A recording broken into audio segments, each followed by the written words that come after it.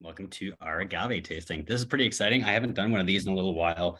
I'm not really sure if it's because of demand or Andrew kept insisting on doing 100 whiskey tastings a month or what. It'd be one of those two. But it's about time that we did do some, just because there's been a lot of there's been a lot of buzz around agaves lately, and like not just tequila or mezcal, but we're gonna get into some other cool stuff that that has been gaining in popularity and ramping up in both production, consumption, and sales.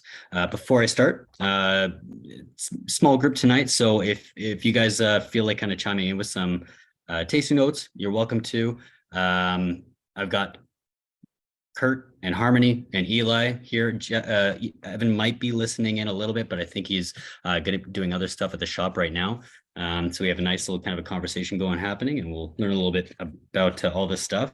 I did want to point out quickly that in terms of virtual tastings, if anybody hasn't signed up for them yet, Evan and Harmony have a bourbon tasting on March 28th that isn't quite full yet, and they're going to be tasting some pretty cool stuff.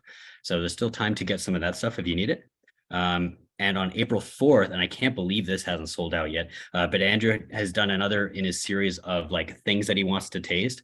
And this one is just rare and old spirits. And so this includes mostly it's cognac, Armagnac, and Calvados, so old French spirits. And it's just a stupid lineup. It's really dumb. Like it's like there's a cognac from 1928. There's one from 1930 something. There's a 40-year-old Calvados, and there's some Armagnacs that also sit in that 50-ish year. And I don't know, man. It's definitely recommended. I've tasted through a couple of them already, and they've really knocked my socks off. And if anybody's on the fence about it, I definitely give that a recommendation.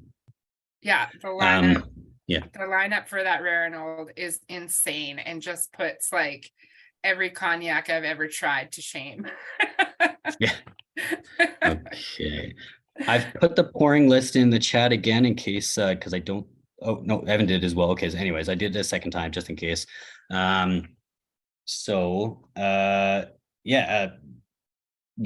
just get started, I guess. If anybody has, like I said, any questions or anything like that throughout, stick them in the chat. If you feel like you need to shout them out, you're welcome to. It's a small enough group that it's not going to get like too interrupting or anything like that. So I think you're just fine if you felt like it. So normally what I do for these things is I would be trying to, at first what we used to do is just, it was all tequila. Mezcal wasn't a big thing. So we would go through and taste 7 tequilas. It was Blancos through añejos and extra añejos. And as you might expect, well, if you're into these types of spirit, you might expect that maybe there's a touch of monotony to it. And you're absolutely right. And at least in my opinion, there's definitely some monotony to that. Like agave spirits, although there is variation within it, I feel like it's kind of in the realm of bourbon in a way, where it's like, because it's somewhat strict on what they're doing with it, the bell curve of flavors is a little bit more narrow. That's not to say that you can't enjoy it, or find a bunch of different nuances between the different ones. I just find like tequila itself is not as exciting as the agave category in general. And that's not even just me. That's also like North America, really. Like it's not super advertised, but last year agave outsold whiskey in America, which is just the weirdest thing I've ever heard. Like bourbon, in fact, I think it outsold vodka as well, which I'm not really sure why they're drinking so much vodka. It must be like it's cocktails. Cocktails, like, and stuff like that. But like it outsold both of those things last year, which is just insane, and for good reason. So most of what we have seen in the past has all been, well, I'm not going to make too much of a generalization, but like there is not that many tequila distilleries in Mexico. In fact, there's only about 145, 146. But when you look around the world, we're seeing 1,800, probably at this point, maybe 2,500 different brands. So all of those brands are being supplied by 146 distilleries, which is it's also crazy. Like it's kind of an absurd thing when you think about it. But that also lends itself a little bit into the monotonity that I mentioned too, like how much like you would almost have to pick and choose those brands very carefully to do a flight that is going to give you like some real differences, because it's very, very possible that you're going to get two things from the exact same place that are only as different as the batches themselves are. I think there's one of the distilleries a little later in this line supplies 73 brands in itself, with another 20 or so in the past that maybe it's no longer doing. So with but with the demand, as I mentioned, it's not just tequila. We're looking at mezcal. We're looking at Raicilla, which is kind of it's not new. It's not a newer category, but it's newer to our market. And we'll go a little bit into like why what that is in a few drams here when we get to one, or one that's similar to one, and even just general agave spirits, which we'll go through as well, because there's a lot of like certification stuff involved in putting a name on like a DO product, or like a dominication organized, the DO, like the official tequila or mezcal or whatever, and some brands just can't be bothered to do it. Anyways, I don't want to talk any more about that at the moment. We may as well start tasting some stuff here. So the first one is we got here is a true tequila. It's the Tromba. It's a Tromba Blanco. This one I wanted to feature this one partly because we had a couple of so both Harmony and Kurt actually visited this distillery in November. I think November, and for the purposes of selecting a cask. Now, unfortunately, this isn't the cask because it hasn't really been delivered yet, but we are. I don't know. I'm sure it's like a month or so away, maybe a bit more. So close, yeah. And I'm pretty excited for it because it was quite a nice cask. But the brand itself, I mean, like I guess they really impressed both Kurt and Harmony, and it'd be nice to kind of showcase some of their stuff, and honestly, I quite like their tequila as well. So, I'm not sure if anyone is familiar with like maybe the terrain and what's going on with tequila as well. For these first two true tequilas, I kind of want to like ask you guys if you can figure out what it is, like, or like what kind of area it's from. Jalisco, which is the main state that tequila is produced in, one of 5, I believe. It's typically split into its highlands and its lowlands, and they both exhibit different flavor notes in the agaves that are grown in the respective lands. Typically, and again, there's also some grayness to that as well, which I'll get into after. And I was talking to another producer, but a bottler who was also kind of talking to me like there's some nuances to that. But typically when it was up in the highlands, you were getting more kind of fruity, floral, kind of delicate tequilas, because when the rain falls, it's kind of washing a lot of the minerals down towards the lowlands, and then you have the lowlands, which is as you transition closer to the water on the western coast there, you get a little bit more earth, a little bit more white pepper, a little bit spice, a little bit of herbal notes, and maybe some minerality. Again, is that completely true? I'm not really sure. But for these first two, we have a Blanco and a Reposado. I want you to try and guess if it's highland or lowland just by kind of the nuances and the flavors of it. So, Slandra, if you haven't had anything to drink yet. Would it be Salud? I guess, yeah. Either way.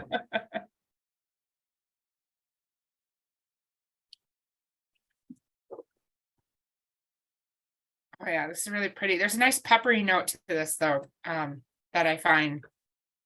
Yeah, even on the nose, it was almost first thing you get is just a hint, not a ton, but definitely like it's laced in there really nicely. Yeah, I get this like really nice kind of creme brulee and vanilla. There's a bit of fruit too, though. I'm getting a little bit like almost like a underripe baked apple or something. Yeah. Maybe a hint of clay. What do we got here? Oh, Eli's typing up his tasting notes. Nice.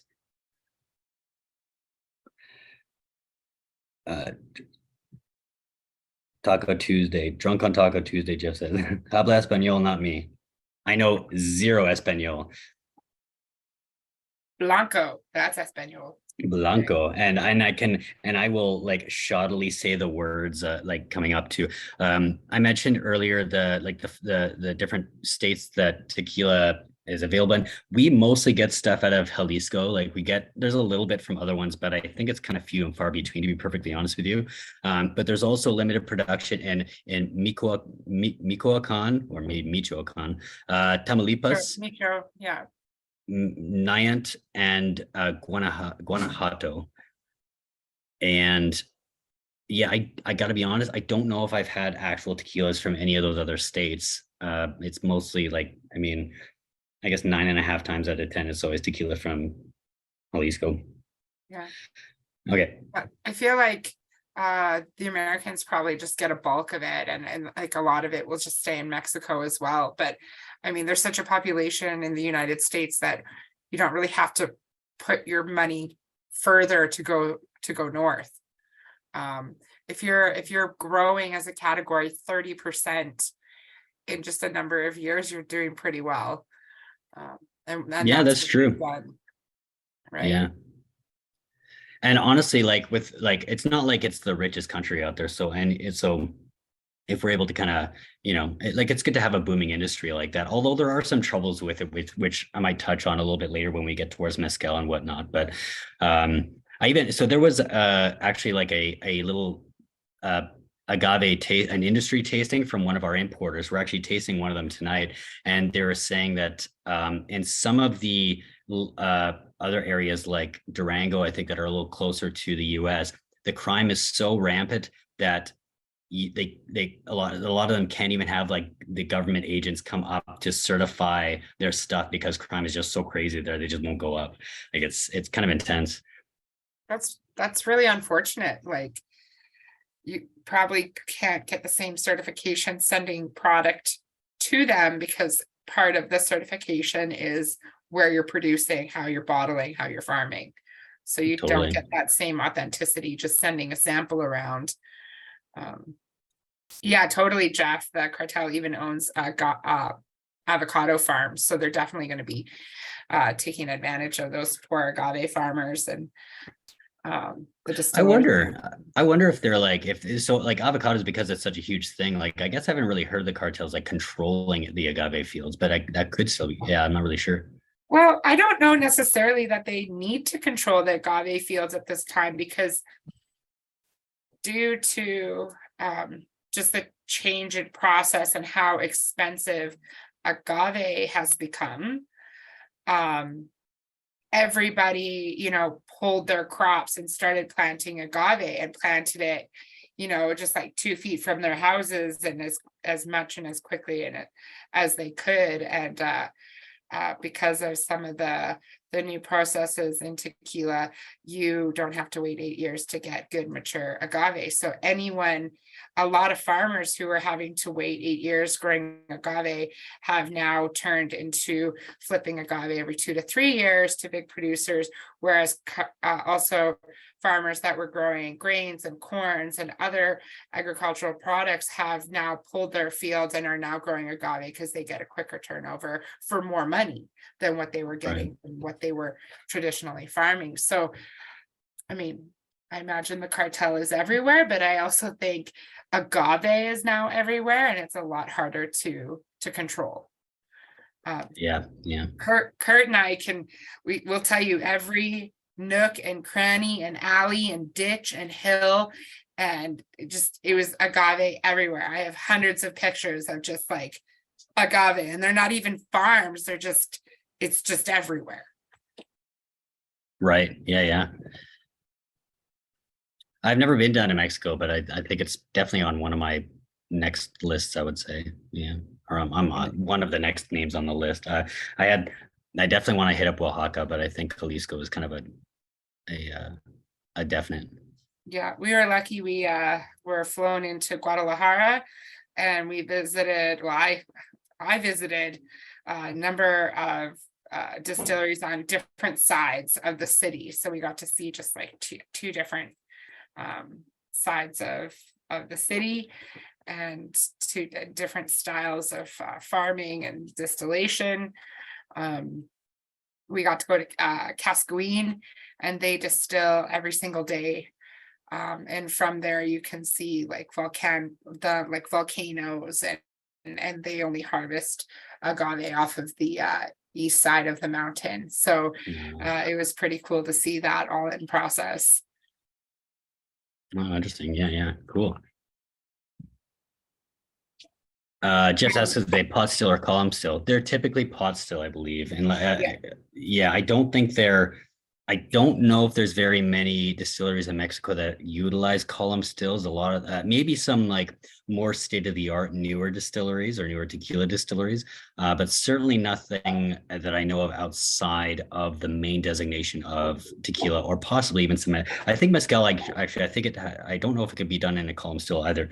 Part of that is like kind of tradition. Part of it is that like the country never really had access to those things historically, and they it wasn't used to make tequila. It was always rudimentary pot stills that were kind of introduced from either the conquistadors in the 1600s or the Filipinos in the 1700s, one or the other. And the Filipinos are the ones that brought the slightly more advanced stills, but they're both still pretty rudimentary, to be honest with you. Yeah. So now, if anyone started comparing to the second one, we've gone through a little bit of the tasting notes. I'm not sure if you guys had anything else that you wanted to put in there, but if you want to start nosing the next one, I know it's not a direct comparison because this one is Reposado. It does have a little bit of barrel to it. The first one we had being Blanco. It might be rested in glass for a couple months or a steel tank, but typically it goes straight into bottle after that. Reposado will end up being 2 to 12 months in barrel. I don't think there's much of a limitation on type of barrel or how used it is, but obviously what it is would have an influence on what's going on with it. But this one's not like too heavy wooded. I wonder if I can. Oh, I can't. I was gonna say I would try to share my screen so you can see some photos of our trip, but it's not liking me right now. This one, obviously, there's a bit, you get the oak influence right away. There's a bit of buttery, a little bit of that vanilla kind of a little bit more creme brulee than in the first one. The first one, it was almost translating into just like a slight kind of creamy, custardy kind of texture almost. This one is more straight up vanilla and a little bit more, you get a bit more of those barrel notes for sure. Absolutely, yeah. It feels rounder, like it's not as peppery as the other one. It's very soft, lots of caramels and kind of cooked fruit, cooked pineapple. Yeah, a little bit of like cantaloupe melon. Yeah, it's lightly sweet, a little bit of perfuminess on it too. Like it's a little, that might be the wood. Yeah. All right. Now, I don't know if anyone in the chat wants to pipe up. You don't have to, of course, but does anyone have any ideas of whether the Tromba would be a highland or a lowland? Or if I didn't even introduce this one. This one's called Mijenta. Yeah. Okay. Mijenta. Eli says the Tromba is a highland. Okay. Yeah, this is Mijenta. J's are H's. Yeah, this one is Mijenta. Yeah. There's not a whole lot online about Mijenta. They do kind of make tequila in a very traditional manner. They are all about sustainability. They utilize the leftover mucilage, like the fibers from the plant itself, to make the label on the bottle, possibly even the box. But that one I'm not sure about. All recycled glass, all that stuff. I mean, as sustainable as you can get with that kind of thing, I suppose, without like a complete crazy distillery overhaul and solar power and all that stuff, which they didn't really mention. So that one I'm not really sure. Jeff says number 2 is a highland. First was a lowland. So that's correct. Jeff, did you Google that, or was that off of your palate? Just knowledge. Okay, now, just making sure. I'm curious about this too, and I was going to ask you, Harmony. Like, so Tromba is a lowland, but is there distillery right there with their whole fields right in front of them, kind of thing? Well, at the moment, they're producing their product in a secondary location. So they were in the works of building their own distillery. They had a custom pot still designed and was en route, and then COVID hit. They could no longer get materials to build the distillery. They had to kind of just give it up, and have been moving from farm to farm, kind of piggybacking on other distilleries, equipment, and farms. And they've moved a couple of times because they weren't able to have that full control over the process that they wanted. And so right now they're producing out of a tequila distillery called Alien. And the reason that they're there is they were able to make adjustments in between their process, the Alien process and the Tromba process, to facilitate what they wanted. They were able to almost set up the distillery how they wanted it to be set up so they could get the production their way. They also had more ovens that were recently reclayed. So it was a more effective process for them as well. Their pot still that they designed for their tequila has arrived and is sitting in the corner of a farmhouse there, but they're not using it right now. Tromba's master distiller worked for Don Julio for 40 years before he left, partnered up with a Canadian and an Australian man, and they built their own brand. So they're not new to tequila by any means. They know what they're doing. They have a really cool setup right now. I hope someday they get their own setup. Their pot still is beautiful. It's a pot still with almost a column neck to it. So it's kind of two styles in one. It has a lot of copper trays. I would say, I think if I remember, there were like 8 or 9. Yeah, so they're at the moment, they're just about, Kurt, we say like an hour and a half outside of Guadalajara. Like, we didn't drive that far. I don't know if you remember, your head was in a bag and eyes were closed and you were very sick. I don't even know if you remember all the fields. Like, I have pictures, trying to take pictures of you and your head's just like low, and we're passing around the bottle on the bus and you were passed out. It was not going well. It was a very long ride for me. It was too long for you. You'll just have to go back, Kurt. Yeah. I really do want to go back because I actually have started to come around to agave a little bit over the last little bit. You guys know I don't like agave spirits, but these guys kind of romanced me a little bit. Not just as like, oh, let's treat you well, let's spoil you. But when we got in the warehouse and we tried some stuff right out of the barrels, it was like, okay, there's some really cool stuff here. When you get it a little bit more naked, a little bit more natural, not 40% in glass already. It was quite cool to see it, to smell the smells, to be in those kind of places. It was pretty cool. So I definitely want to go back. Lucy said we'll have to get you back there at some point. I really hope there is a chance because I feel like I really missed out on experiencing it properly. Yeah, totally. Yeah. Vincent says agave has medicinal uses as well. I'm not familiar with them personally. You should pop them in the chat if you want to elaborate on that. In the meantime, I'm going to go to the next one though, just because I want to keep it going for the sake of my battery. Sure. So we're now moving on to the Caballito, Chato Blanco. Yeah. So some of the rules following for tequila and whatnot include that, like, it does need to be within those 5 states. It does need to be made with a single varietal of agave, the Blue Weber agave, also sometimes called like Azul, if you'll see it on some labels and whatnot, just for blue. Amongst some other things, like everything else is a little bit more straightforward, like so roasted, double distilled. Sorry? It only has to be 51% agave. Unfortunately, it doesn't have to be 100. So there are additives and wiggle room that can be used. You can use like sugarcane spirit or sugars and But stuff is, like it, that. is there not like other distillations where you like it can if it says 100% agave on the bottle, then it does have to be 100% though, I think. Correct. Yeah. So But depending on the tequila, I guess. if it just says tequila Yeah. or agave, it doesn't mean it's 100%. It just has to say 100% to be 100%. So if it doesn't say 100, it's probably not. And the other thing you want to look out for on labels too is if it says natural. Typically, if it says natural, it's not natural. Great. Yes. It's really misleading, but there are wiggle room. There are exceptions to the rules when it comes to agave spirits.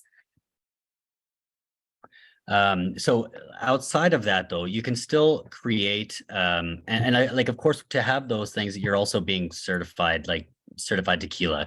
But outside of those things too, you can still make agave spirits within Jalisco or those other states with other varietals. You just can't call it tequila. I mentioned it before, there's another category within Jalisco called Raicilla, which we'll get into in a second. But other than that, we're just looking at just straight agave spirits. And that's what we have here. So Caballito is the name of the specific one. And this is their Chato. It's their Chato Blanco. Caballito was, it's kind of been around for a little while.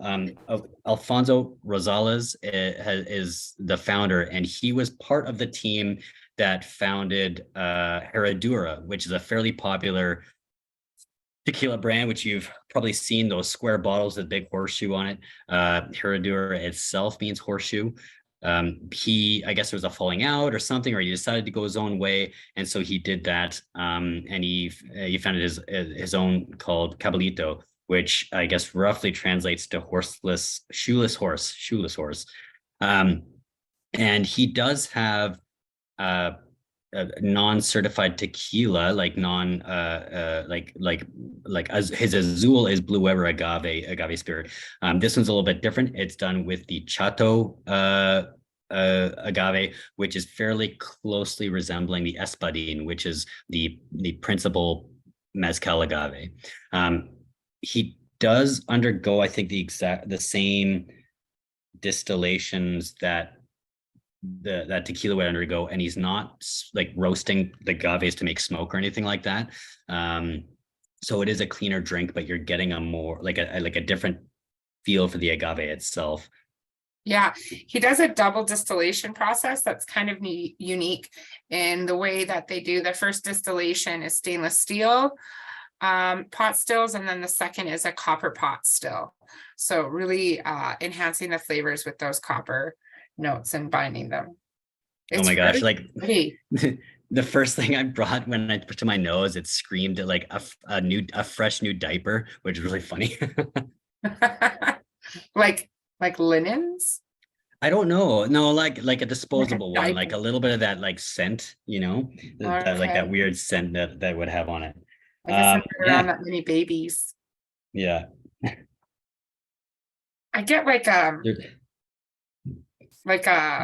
slightly peppery and like mineral citrus on here. I'm getting something a bit more animal-y, like it's almost like a piece of fur, like you have like a piece of fur that someone's wearing, but an old one. Oh yeah, like really a piece of fur that you find in a thrift store, like an old pelt. Yeah. My parents had this like old beaver pelt that was on our couch my entire life that my great uncle poached. It was a beaver, and he was a very strange man. He was a wild man. He just lives in the mountains by himself, and would poach things. He's a trapper, I suppose. Well, there's a lot of cinnamon hearts on the palate. That's crazy. Oh yeah, big time cinnamon. Eli says scallions, violets, rose, fresh, floral radishes, earthy. Scallions is a cool one. Radishes, carrots, old fridge carrots, wet moss, rose. Wow, actually, again, not even just cinnamon, but cinnamon hearts. Like that's crazy. It's really lasting too.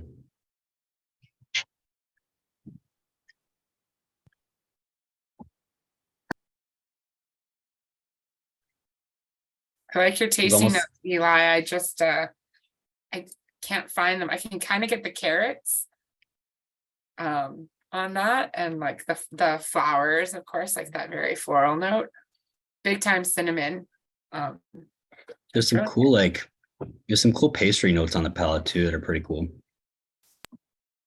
Harmony throws shade with the I like your tasting notes, but they're all wrong, Eli. No, they're not wrong. They're just not. I know. I wish I could taste them. Some of them. I mean, Womp womp. I like it cleaning out your fridge in a flower shop. Like, Yeah. that's a great note. You should put that on the bottle. Very cool. As soon as I tasted this for the first time, I had to bring it in. I loved it so much. It was like such an eye turner to me because it's like it didn't have sometimes the smoke on mezcal can kind of take away from what's underneath it. And sometimes I just don't feel like smoke, just like sometimes you don't feel like a peated whiskey. But like I said, tequila can be a little bit bland at times for me as well. This has some really beautiful notes on it that I'm just so happy with it.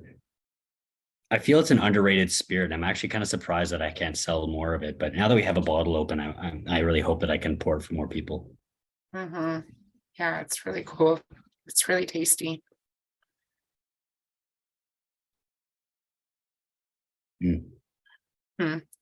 Getting a little bit of clove in here. Yeah, kind of combining with that spice for sure. It's a real it's a big spice bomb. That's crazy. But Way I more than I still thought. feel like, I mean, this is pepper a spice. Yeah. It was like some Yep. cool melon notes underneath everything too. I feel like on first taste, the Tromba was spicier, like with that big pepper note that comes through. Where this one to me, just like with all the lavender and flowery notes, it's just like it seems softer. Yeah. All right. How's everyone feeling about that? Ready to move on to the next one? Yeah. Next one was starting to get a little bit interesting, a little bit more interesting, I guess. One of my favorite parts of the trip. Yeah. It was this one. We had 45 minutes, not even 45 minutes in between lunch and dinner and getting ready. And we Googled that if we ran, we could get to Mezonte's shop from our Airbnb. If we ran there, we could go there, taste some stuff, and run back in time to catch our bus. And we absolutely did. We must have tried a dozen different mezcals and pechuga when we were there in the little shop, and they drank out of these little tiny bowls that were on little crocheted pads so they didn't tip over because they were all handmade out of clay, so they weren't even and didn't sit right. And the woman there, she knew everything about every farmer, everything they made, and the different what's this pechuga and that pechuga, and she'd be like, oh, that's turkey meat, that's snake, that's tongue, that's all of these things. And we're like, load it up. we got seconds before we have to go. and then Give me one of everything. One of everything. And then I think there was 5 of us that went, and they must have purchased 30 bottles between the 5 of them. And the cool thing about that shop too is they had half-size bottles and full-size bottles. So you could really go home with a selection, which was really nice. Oh, cool.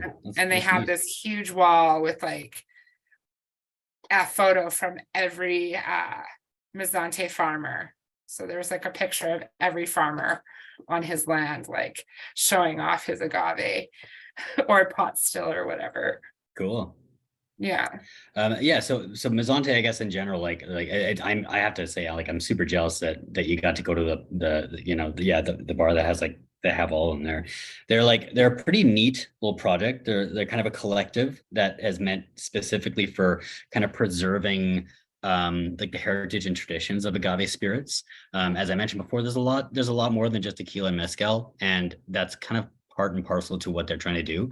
They're sourcing from a lot of different places and a lot of different farmers / distillers, and some of them are actually quite kind of secretive too. They don't like this one. I don't really know if we know exactly where this village is located where they get this. It might just be a secret within them themselves. But yeah, so it's some people designate this a Raicilla, some people don't. I think it's maybe not designated it because it's double distilled, and Raicilla is technically single distilled. However, the actual branded Raicilla that we have later on in the tasting is also double distilled. So I actually can't fluff that out, honestly. But tough to say, right? This one just kind of walks the line between tequila and mezcal, which is like the perfect interlude to what we're stepping into. Yeah. And this is one of the ones that we tried, that I got to try. So cool. Yeah, it was really cool. There was a couple of Reddit posts that had like desert island bottles for the on the mezcal subreddit, and this came up on more than one list for sure. This specific one. The Tepe, so it's called Tepe, and some people are saying it might be like Tepestate or something, like the agave varietal, but it's actually just short for Tepehuano, which is, sorry, I meant earlier, I said the village is secretive. It's the actual, they don't know where in that village or where like that distillery is, but it's around the town of Tepehuano. Somebody's kitchen has a still. Yeah, quite possibly. So it is one guy, and he did have a still. Funny enough, he had something I don't really know about this one specifically. He's done a couple bottlings of it. Some of the old bottlings were done with a copper still, but that still got stolen by thieves, and he had to kind of like use a borrowed still, like that was, or like something he just kind of had to do a makeshift still that he just jury rigged with whatever. And then there was a short period of time where some of his distillate was being done with clay pots until he can get a new still. So now now he has a brand new still, which is copper again. It says on the back of the bottle, the bottle's at the shop, and I wasn't in the shop today, so I couldn't read it. So I don't know if this is, I think this might be copper because I don't really get a lot of clay on it.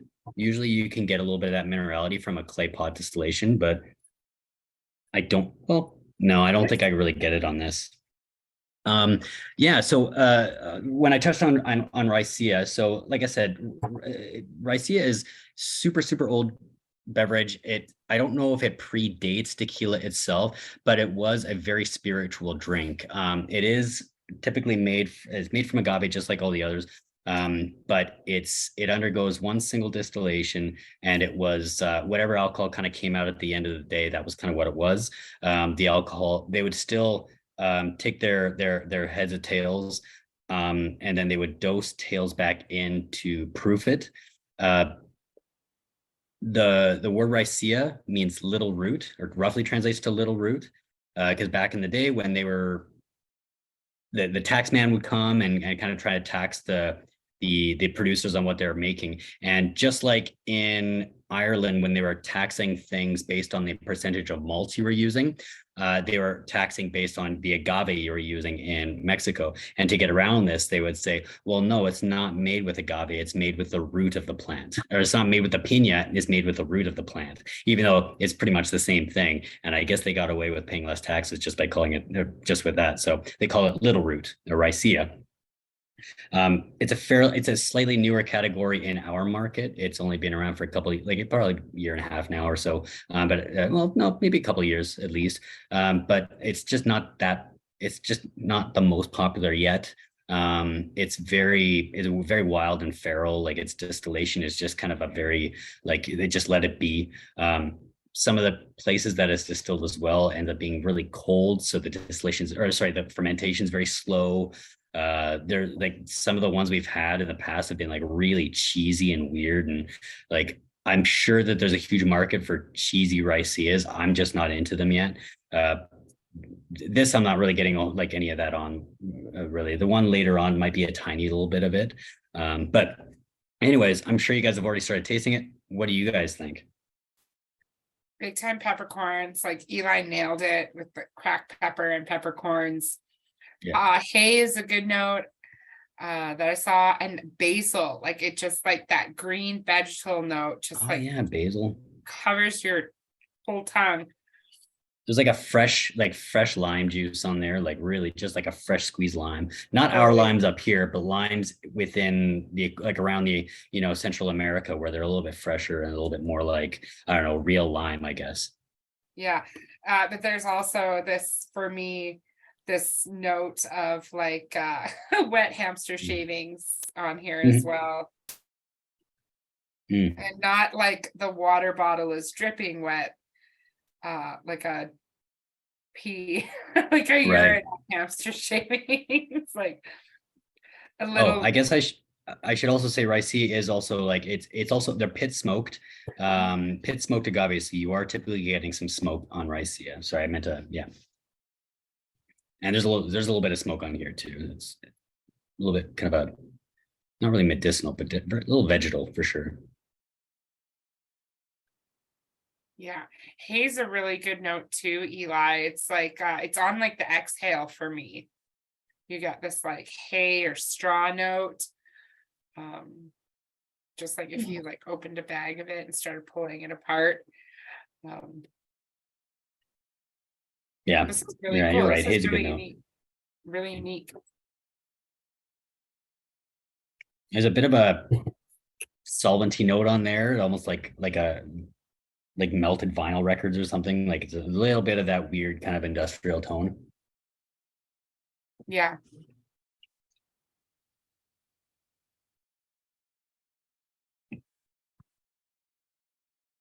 Bit of green pepper. This, yeah, this is a lot easier to drink today versus when we were there. We've been pretty much like solely drinking tequila for the last like 30 hours. And I was feeling it.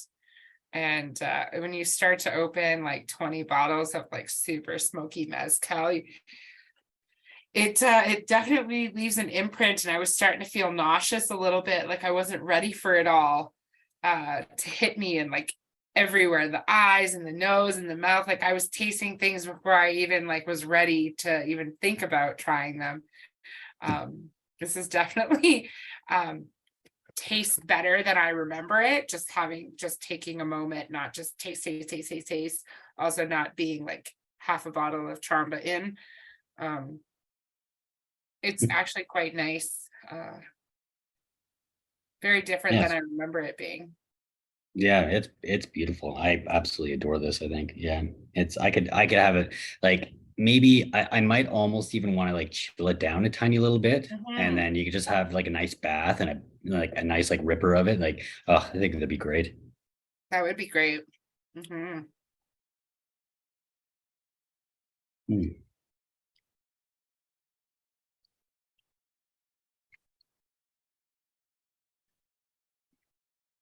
Oh man, love it. Love that. All right.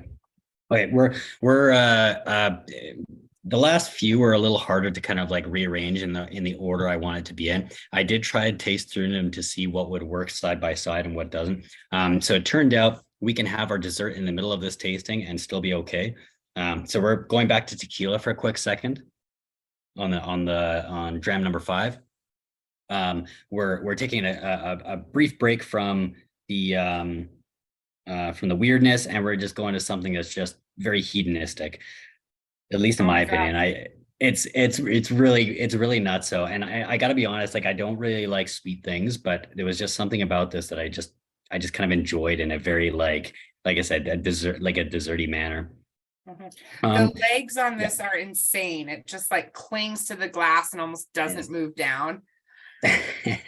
It's just kind of thick and yeah, just monstrous. Oh, it's so funny. So this one's clear, but funny enough, it's actually a Reposado. It's a Reposado. It's what they call a Christalino. So this brand is called Mi Familia Flores. They don't own a distillery, but this is the one that I mentioned where it's like a distillery that has about 73 brands that come out of it. The distillery is called Tequila Selecto de Amatitan. Not sure what that means, but they are a fairly large producer that supplies quite a lot of bulk tequila to a lot of companies. Yeah, so this one is, like I said, it's their Reposado Cristalino. So it spends about 6 months in barrel. Reposado being that 2 months to a year, anejo being 1 to 3 years, and extra anejo being over 3 years. But typically you're getting a lot of that. A lot of color and a lot of that oak. You're definitely getting the oak on here, but the color's been stripped out. It's because it undergoes a like kind of an activated charcoal filtration process, which strips the color out of the spirit. That would also strip out some oils and some other stuff, which I think if you just had another Reposado next to it, you could probably tell some of the differences. But there is almost certainly additives on this tequila. I don't think it says on the label. It's like, I'm not even sure if it says 100% agave, but it's just a nice kind of agave based, like I said, dessert spirit that I just really enjoyed. I feel like the bottle gives it away as well. It looks like those like pop rock candy sticks or those sugar candy sticks. Like it's all like crystallized sugar stuck together, and that's kind of what the bottle looks like. It's very funky looking. Mm-hmm. Oh, yeah. I've got a thing for it. I can show that vanilla really kind of leans a little into kind of Madagascar, and it's kind of like round, slightly spicy like tone. Can I share a screen from here? I'll show you what it looks like. It's quite pretty.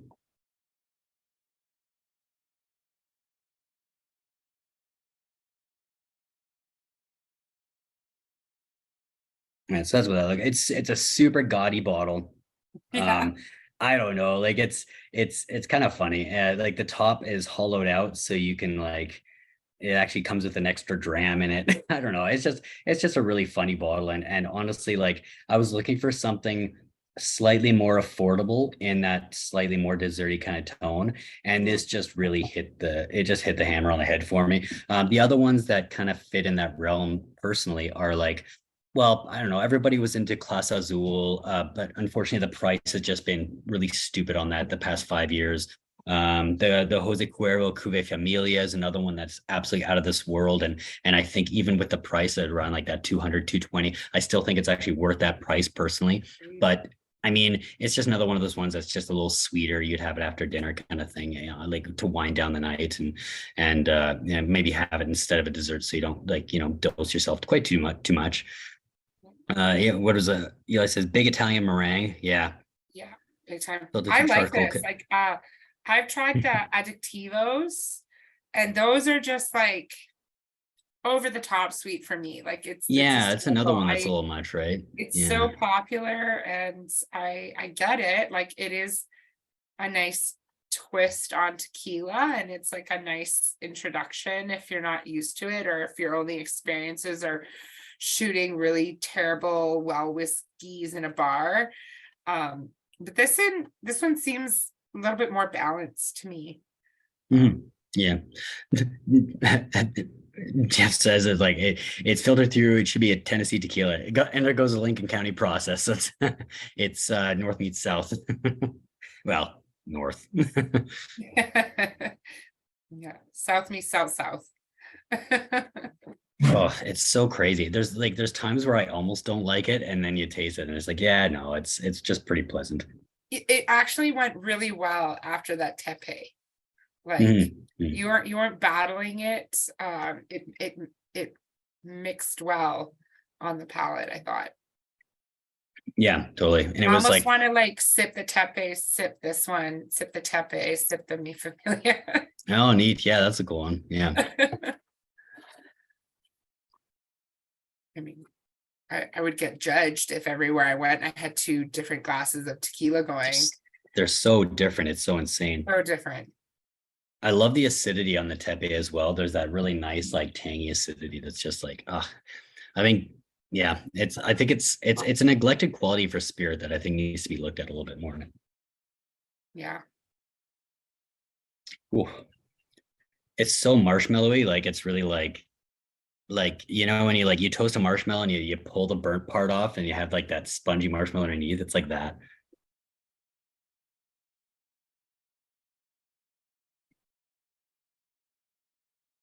Oh, wrong photo on the that's my fault. I'll have to change the photo later. I'll make note of that. Thanks, Jeff.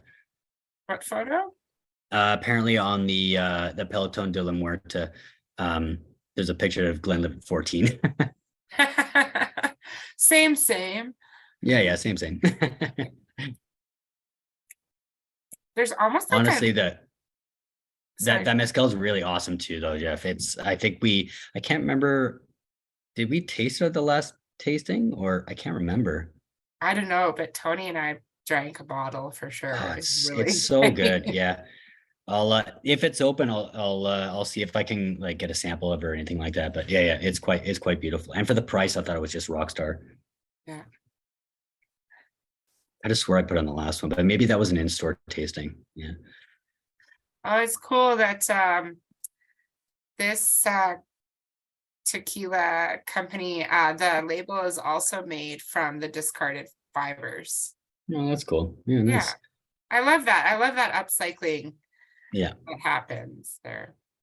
In some of the areas in the more northeastern states that still make this stuff, sometimes there's not a lot of trees up there, and so what they'll do is they'll dry out the leaves and the fibers and everything like that, and they'll use that as the fuel to fire the kilns and the still as well, which is Cool. pretty cool. Sometimes when they're using it to smoke, like to help like cook the agave, you can taste it quite prevalently.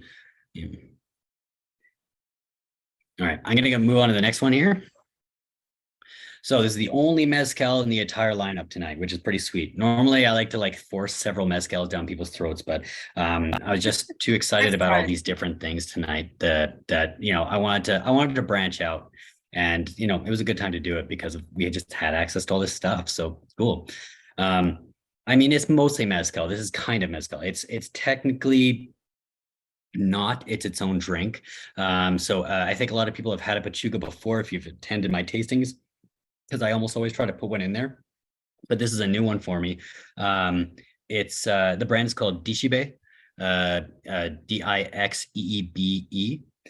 This is it's a saying that says it means it's a saying in Oaxaca. It means love, respect, and gratitude. It's typically said to each other during celebrations, and this is a celebratory drink. So Pechuga, the name means breast, and it signifies the placement of a Creole turkey breast that's hung in the still during the second distillation. They also fill, for this specific recipe, they'll typically for Pechuga, they'll put spices and fruit, seasonal or specific recipe for the time. This one, if I remember, I got it here somewhere. Banana, guava, pineapple, apple, orange, prunes, and then then a turkey breast. The turkey breast doesn't really add a whole lot to it. It's mostly a bit about more of a ceremonial thing for them. But the fruit definitely comes through. It's undergoing its second extraction. So this is typically, you might think of it the same thing as like a gin, where that vapor extraction is extracting the notes from your botanicals. This is just doing the same thing with fruit. So you do get a lot of that on there. Mm-hmm. The agaves are still smoked, like cooked on the open pit, the hornos, conical pits and whatnot. So you still get a little bit of that smoke with it as well. But oh, this is so good. Ooh, cool. Yeah. Oh. Really just like fruit punchy and like nice little smoky fruit punch. Oh. Yeah. And like you don't get a whole lot of smoke on the nose. Like there's definitely like a little bit, but it definitely isn't the same on the palate as you're expecting. It's a very different smoke on the palate, but it's really nice. I wonder what that turkey tastes like after it's distilled, like in there. I bet it's delicious. Right. Yeah, totally. Yeah, I agree. Yeah. So the guys who make this Dixeebe, it's a secondary label for, well, it's a new label, very fairly anticipated label from Casa de Cortez. Casa de Cortez is a fairly known mezcal producer / mezcalero within Oaxaca. They're 5th generation distillers at the moment. They're also responsible for the brands Agave de Cortez. They're the family behind El Holgorio, Nuestra Soledad, and a handful of others. So some of the best mezcals that we have coming on tour. Well, there's a lot of competition now, but if you were to ask me like 4 years ago, like what's the best on your market right now, El Holgorio is like easily #1, right? We have a little bit more now that I think the competition is pretty heavy. There's also a little I don't know. I can't remember if it was Business Insider or something, but there was a little story on mezcal, and one of the producers that they interviewed was just one of the actual distillers for one of the El Hogorio lines, and he was talking about how he sells his bottles for like $7 a piece, and and like El Hogorio sells them like they're on my shelf at $130. So it's like I kind of felt a little bad. I was like, it's that kind of throws a bit of a damper on that, but and it's mostly because those guys he's just a farmer. The guy was just a farmer, and he can't afford like a brand, a label, like professional packaging. He can't afford like a certification for the mezcal kind of thing.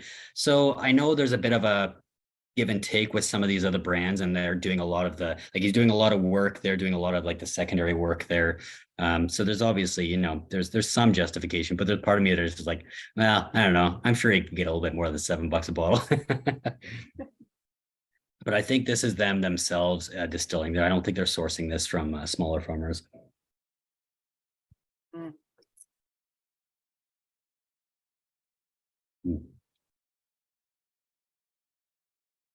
Oh, what a pleasurable drink. Holy cow. It's so good. That fruit is just so robust. And if you didn't know much about mezcal and you just kind of listen to rumors and things flying around, it's like, oh, it's just smoky. It's smoky. It's not Blue Weber agave. It's different agave and it's really smoky. Those are things like I've been told. They're like, oh, I just love the smokiness of mezcal. They neglect to tell you how fruit forward it is and balanced that it is. Yeah, well, I mean, you kind of have to taste it to believe it, right? Like, yeah, I mean, it's hard to really describe everything that's going on there, but it is super fruity. It is got that nice little lacing of smoke in the middle. They're also they are hiring local small artists to kind of do their labels. That label is absolutely breathtaking in my opinion. I absolutely love the art that's on it. Just like the El Hogorio bottles, I think when it's done, I like to cut the label off so I can, just because it's just so pretty. It's the kind of thing that you can put in a small frame and just have it on your wall, which is pretty sweet. Anyone who's interested in this one, just bear in mind that price is for a 375 ml bottle. Premium mezcals have really climbed into a crazy price in the past couple of years, and it's just makes it a little bit easy to be able to try some of these things without, forking out $250-$300. And there's something about it too for me where I kind of like this half-size bottles because then I can try more. I can finish it off quicker and move on to the next one. I mean, yeah, the same thing with like what we had the little 200 ml Durumbes. Like same thing. It's so nice to be able to like not drink the same thing for like a year and kind of like switch it up if you want to try the different regions. Yeah. Or in this case of the mezcal, you can try the different agaves, which is pretty sweet. I mean, you can get like all the best mezcals. Well, I shouldn't say all the best, but a lot of the cool ones that are really kind of close to my heart are single varietal, like single expression mezcals. Yeah. Oh. Yeah, I agree with you. I think it's Jeff, probably Jeff's the keyboard warrior here. These bottles are just crushable. So crushable. Yeah. Yeah. You just have dangerous. A couple of friends over and this bottle is not big enough. If prices like that seem to be a little bit, tough. Jeff, you were looking at the Peloton de la Muerte bottlings. Their vegan Pechuga is very affordable. I'm not going to say it's as good as this because it's certainly not. It is very good and it's very affordable. It's vegan because they're not using the turkey breast. They're actually just hanging a chunk of agave in the still with it. It's very citrus heavy, but it also has a nice smoke and the spirit's really nice. And I like I said, it's not going to hold a candle, but if you want like a smoky, fruity distillate that's just like super affordable and just like a good everyday, that's definitely one to try for sure. I think I still have it. Yeah. Cool. Oh man, so cool, man. I almost could have left that till the end, but the last one's also a little kind of weird. So I was kind of nice. This really stood up past the La Familia as well. Like it really cut through everything. I'm not sure. I know Eli, you were a little skeptical on. I'm not sure how you feel about that, but I don't really feel like it really masked too much. I thought they were quite distinct and they came through both quite well on the palate. Yeah, I felt like the transition was really nice and Mhm. nothing took over anything else. Yeah, Personally. totally. Yeah, I agree. Cool. All right. Should we move on to the last one? All right. So Raicilla number 2, I guess. Very, very cool. So such a new category, and I have to say I'm still a little bit new for it to it. We had a few today at that agave taste, like the industry tasting that we went to. There's definitely some pretty cool stuff. The guy who sources this as his label, and he kind of works with the farmers for this, was actually there today. It's his first time in Calgary, and he was visiting to kind of hawk his wares, and it was quite nice to. It was quite lovely to listen to what he has to say. It's pretty cool. Oh, here's the cheese. Yeah, you can get a little bit on there, right? This is actually pretty mellow for cheese. Like there's like some of the ones are like, oh man, like some of the ones that we had today, like I swear one of the notes we had like was either it's just like Kraft cheese dinner, like Kraft cheese, Kraft mac and cheese, or it was like if there was an instant powder to make queso, that smelled like one of them smelled like it. Like it was a little jalapeno-y, little cheesy, like just crazy. That's totally in here. I like everything you're saying is. It's pretty. Eli, It's did nuts. you go to that industry thing today? Did you go? Yeah, it was super fun. It was way busier than I was expecting. Like it was mostly bartenders there. But like I was really stoked for Alex because that was a lot of people there. So yeah. I wish I could have made it. Yeah, it was a lot of people there. Yeah, it was kind of hard to hear what was going on. Like I wasn't the biggest fan of how they set it up. It was just kind of weirdly set up, but like it was just kind of hard to hear anything and stuff like that. But it was still really interesting to try through some of those stuff. So yeah, totally, I agree. Yeah. So with this guy, okay, so what is this one? Yeah, so La Venenosa, La Sierra de Volcan. The gentleman who was there today, so the guy who sourced this, it was Esteban Morales.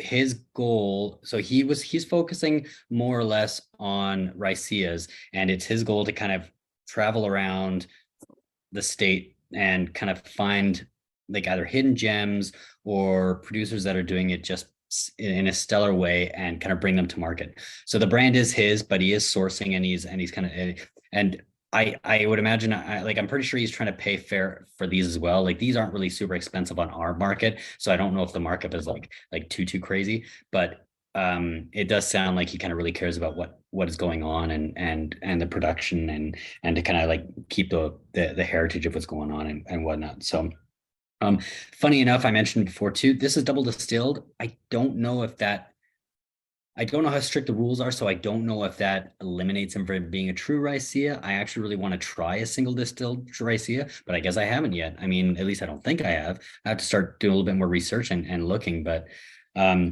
this one is done in either a clay pot still or a ceramic still. Actually, we don't know, and there's conflicting information online, so I haven't really been able to see specifically. Again, I don't typically taste a clay pot done here. Like it's I like to think I can pick that up on the palate, but I don't really get it here. I think this might be a ceramic still, which is actually something I've never seen before. So I should probably try and find out what that looks like. Oh yeah, I believe this undergoes a 6-day fermentation, which is why this has a little bit of that cheesiness. I think so what's been said is that the prolonged, delayed, uncontrolled fermentation produces a lot of lactic acid. I don't know if that's exactly what's happening here because I've done a lot of lactic acid stuff. Yeah, see, Kurt, I've done a lot of work with lactic acid for beers and stuff, and they don't often come across cheesy. So I'm not really sure what exactly that refers to, but that's all right. Whatever. I can always find out in another way, but. Oh yeah, just says Mexican Briglati. Yeah, totally. Or like what was the Lock and Doll, like the super cheesy, like mid-range one that they do? Yeah, totally. I guess who else has the cheesiness? Bladnock. Some Juras maybe.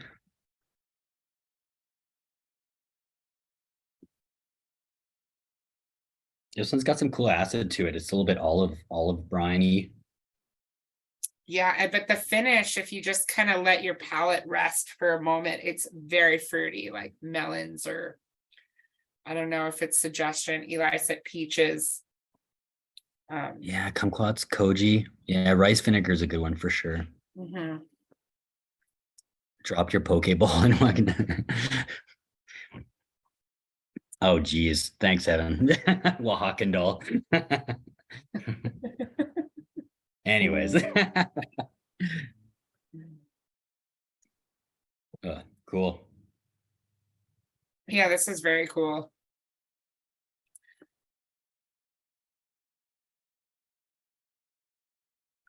There is a little hint of smoke on there. It's not like,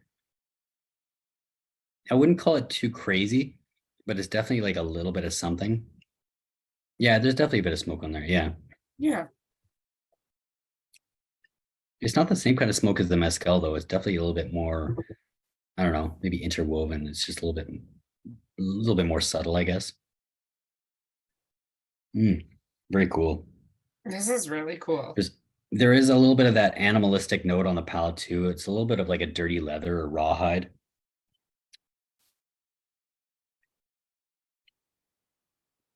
Cool acidity on it, like really cool acidity on it. Yeah.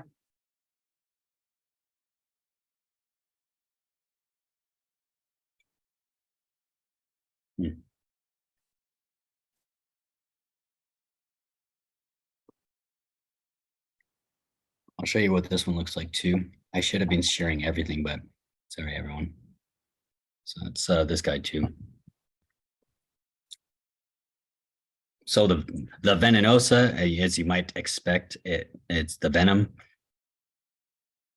Yeah, really neat.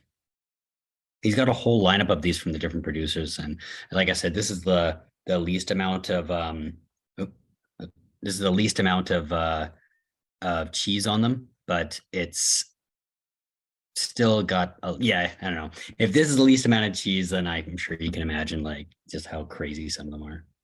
That's crazy. I would love to try more of these. Like, of the selection that we have in the store, are they more cheese than this, or? This is the only of the Venenosa we have, I think, right? Okay. So I think we would have to, but we can bring in other ones too. I mean, like especially if there's you know, if there's demand or if there's a market for it, anything like that. It's just one of those. It's one of those flavors that some people might find a little tough unless they're kind of open-minded to it. Some of the ones that like honestly, like what was the one that was? There was a name of the one. It has an orange label, and it is just the like. There's even buzz about it online, talking about just how wacky it is. Like it's so intense. Like I just can't do it. I couldn't even sip on the sample that was given to me today. Like, yeah, just I had and like, maybe we get used to it, right? Like yeah, maybe it's kind of like the funny rums, but it reminds me of like the Homestay Moaba, where it's just like I can have a sip of it, but anything more than that, and it's just a little bit too intense. So Hey, that bottle has opened up, and it's quite beautiful now. It's quite beautiful now, yeah. But maybe that needs to happen with Raicillas then. I don't know. Tough to say. I'll respectfully disagree with you, Harmony, on that one. Fair. Okay, well, I feel like if you like this style, you need to buy it so that we can get more. That's what we're saying. Yeah, We don't totally sell right. things like this. We don't want to take a chance on bringing in more. So Thanks, Evan. Evan shared a link there. If you're interested in any of the bottles, that's gonna bring up a search list of all the ones there. I wonder if everyone's maybe ready to do a poll to tell me what their favorite one is. I don't know if I can set up the poll because I'm just a co-host. Evan, are you able to put it up? I know Evan's about ready to take off, but there we go. I'm going to go through mine one more time. I saved a little bit. And as I've been nosing back and forth, it's they've changed a lot. So there's two on there, first favorite and second favorite. So you could do both at once and we can kind of sort that out.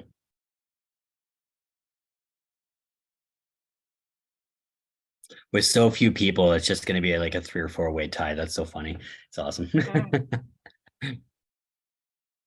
But I love it. Like first and second, it's like, yeah, Tromba for the second. I wish I could vote. I mean, like unanimously.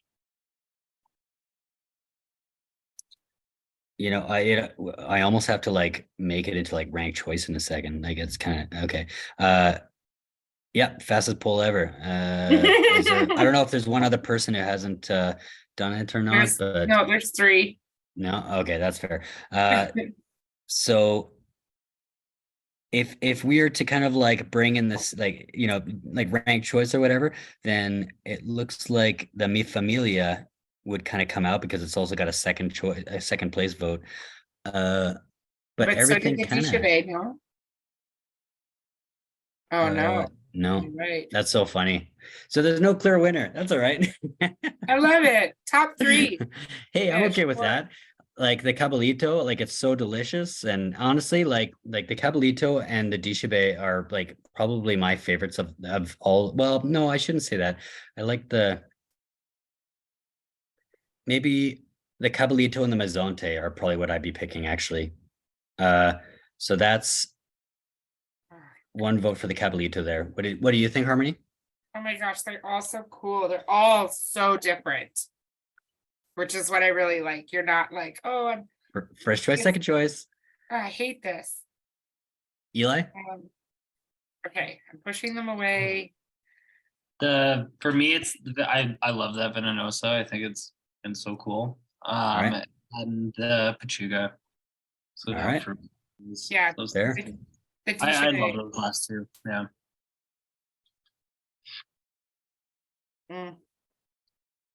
Yeah, I'm gonna say I love the Tromba. I mean, it's sentimental to me. Yeah. It's the first place I ever visited with my passport, and I got to pick a barrel. So I hope when our cast comes, you like it. Okay. But So yeah, you're saying Tromba at first? Tromba second. The Dixeebe Second, okay. is so cool. Okay. But that I could probably. Sorry, I could drink all of these, like the Dixeebe, the Venenosa. All right. I'll say I'm gonna put it as a Dixeebe, and I'm gonna say that's tied with the Cabalitos that I gave the vote for first place. Done. All right. And then it looks like Tromba, it won second place. All right, cool. Sweet. Well, I think that's about all I have. Was there any questions that I didn't answer or anything like that? And you want to, you're welcome to turn on your mic if you want to ask anything else. But yeah, that was awesome. That was a fun lineup. I almost want to do like a non-tequila tasting soon and just have like everything but tequila. That'd be fun. Yeah, it'd be really great. Yeah. Oh, anyways, well, I guess that's all I have for you. But so keep in mind those tastings I mentioned, the bourbon and the spirits. The spirit one is going to be so awesome, and I really hope I get to sit in on that one.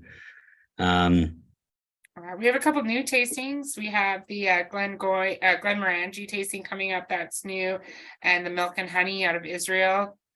That's true. The milk and honey one would be pretty cool. Yeah, absolutely.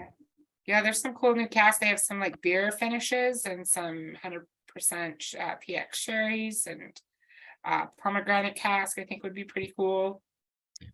And then good to hear, Jeff. Great. Talking with Andrew today, it looks like we've got many more coming down the pipes. So cool. Stay tuned. Fantastic. Yeah.